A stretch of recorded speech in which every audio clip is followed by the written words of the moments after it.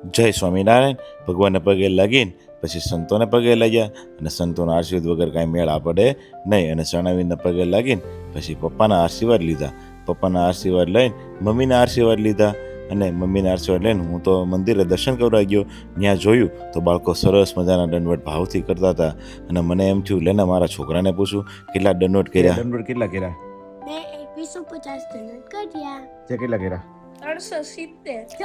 ત્યાં તો આ રમત જ રહી ગયો ને મેં કીધું ભાઈ રમત કરવાનું બંધ કર, પરીક્ષા લેસન કરવા બેસ.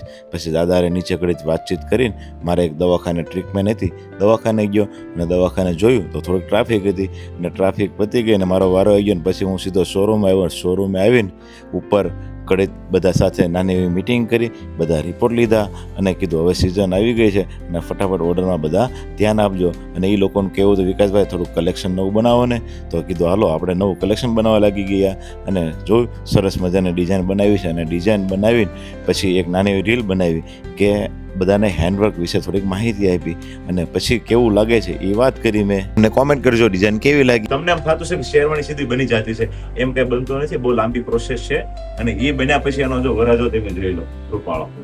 તો કેવો સરસ મજાનો ભૂરો લાગે છે.